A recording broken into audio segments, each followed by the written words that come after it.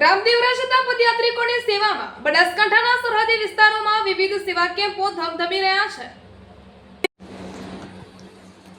રાજસ્થાનમાં આવેલા બાબા રામદેવરા મંદિરે જવાનો મહિમા અનેરો છે, ત્યારે દર વર્ષની જેમ આ વર્ષે પણ હજારોની સંખ્યામાં ભક્તો પગપાળા રામદેવરા તરફ પ્રયાણ કરી રહ્યા છે। ત્યારે પદયાત્રિકોની આ કઠિન યાત્રા સુગમ બને તે માટે બનાસકાંઠા જિલ્લાના સરહદી વિસ્તારોમાં ઠેર ઠેર ભક્તિમય માહોલ વચ્ચે સેવા કેમ્પો ધમધમી રહ્યા છે।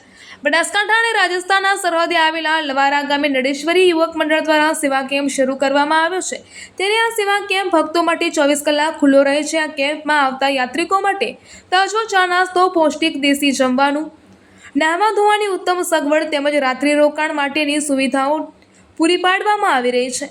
ભક્તોના મનોરંજન માટે ડીજેની પણ સુવિધા મસ્ત વ્યવસ્થા કરવામાં આવી છે। સાથે જ આ સેવા કેમ્પમાં સાંજે બાબા રામદેવ પીરજીની આરતી કરવામાં આવે છે।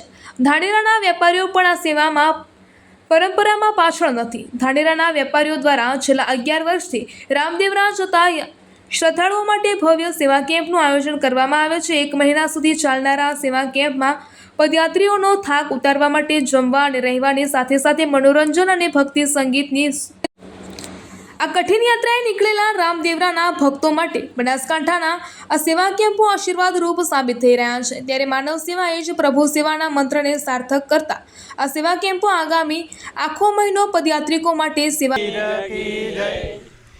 બનાસકાંઠા અને રાજસ્થાનના સરહદને જોડતું ધાનેરાથી નેનાવા વચ્ચે લવારા ગામે અમે છેલ્લા 11 વર્ષથી આ સેવા કેમ્પ કરીએ છીએ।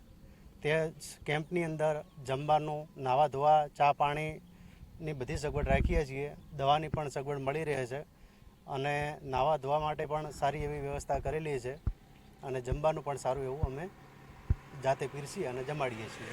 કેટલા દિવસ સુધી અને અમારો કેમ્પ આ 1.5 મહિના સુધી અમે રાખીએ છીએ અહીંયા।